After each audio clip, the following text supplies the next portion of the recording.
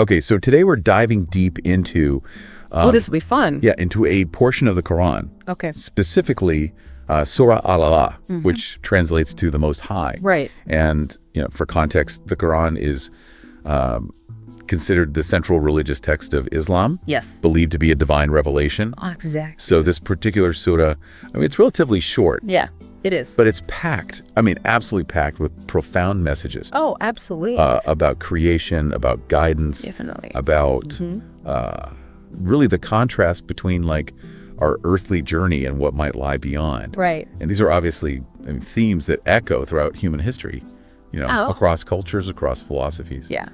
So I'm excited to kind of unpack this with you today. I am too. Yeah. Looking forward to it. Cool. So Surah Al-A'la, it doesn't waste any time. It gets to the heart of things right away. Definitely. Praising God right from the start as the creator, Yes. as the regulator of all things.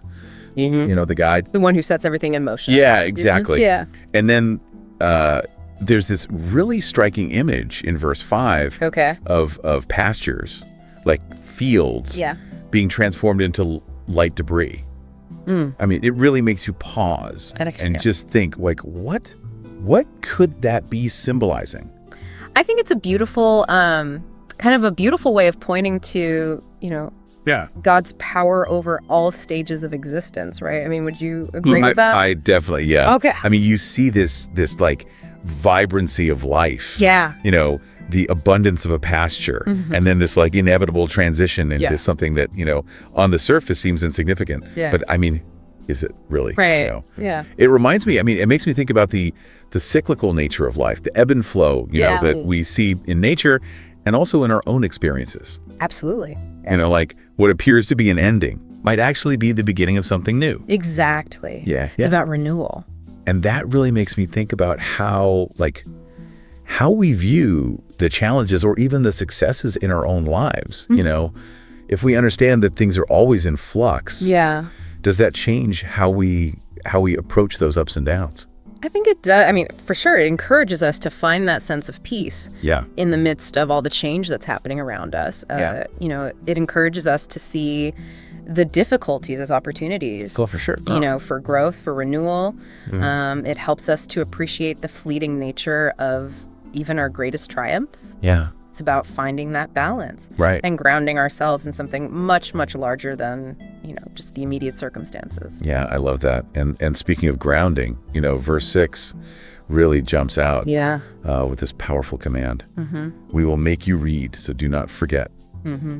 Powerful words. Yeah. And obviously, part of that is about reading the Quran. But it feels like there's a deeper layer there. I agree. What other kinds of reading and forgetting might be at play here? Well, I think it's about, reading the signs that God has placed for us in the world around us. It's about paying attention, to the subtle whispers of guidance, the lessons that we can glean from all our experiences, even from, the wisdom that we find within our own hearts, and forgetting in this context. I think, that's about allowing ourselves to become completely consumed by those distractions of daily life, right? Neglecting that connection to the divine, losing sight of, what our purpose is, what our purpose should be. And this makes me think about, the concept of mindfulness, which is so popular these days. Oh, yeah. Is remembering. Yeah. In this context. Yeah. Similar to that practice of being present. I think so. Of intentionally focusing on what truly matters. Absolutely. Yeah. Because that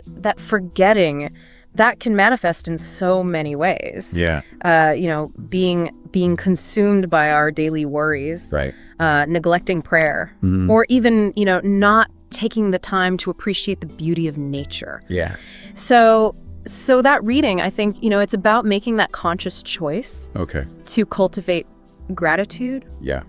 To really connect with your inner self and to recognize God's presence in every single moment. Yeah, it's a call to wake up. Yes. To truly see. Absolutely. And building on this idea of remembrance. Okay. Let's look at verses 14 through 17. Right.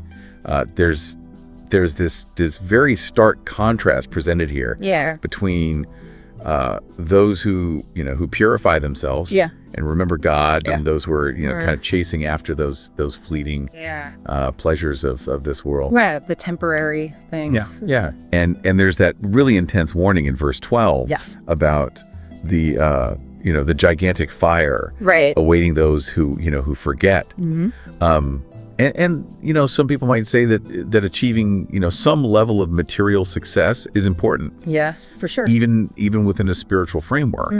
How does the surah address that potential conflict? Well, I think that's such a crucial point because it challenges us, right? It really challenges us to reevaluate how we define success.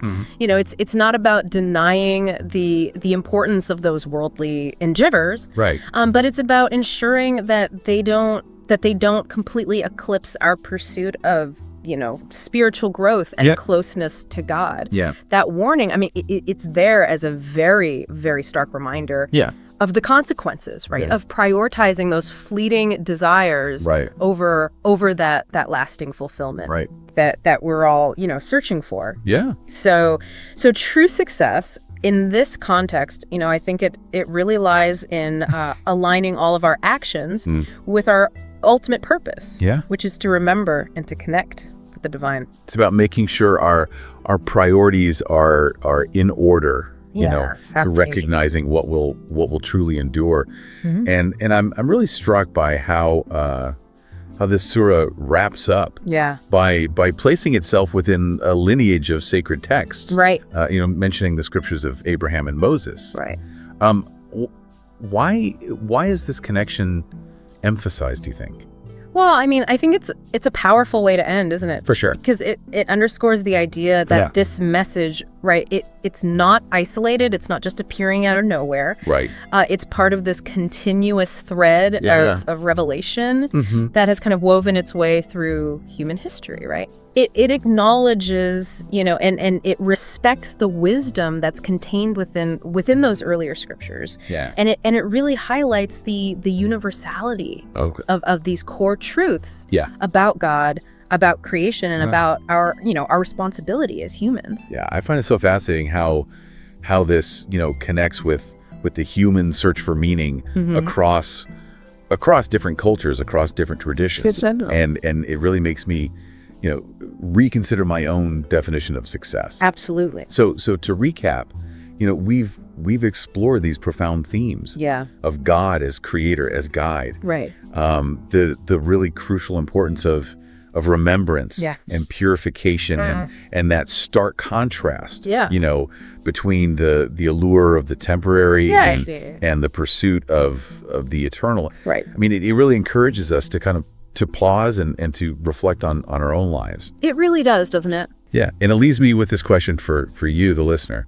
What does reading the signs mean in your own life? That's a good one. What are the whispers that you hear, the lessons that you've learned? Yeah. And how do you stay connected to what truly matters amidst all the noise and distractions of the world? Yeah. How do you... So thanks for joining us on this deep dive. Absolutely. It was a pleasure. Yeah, I enjoyed it. Me too. Okay, great. Take care. Yeah, you too.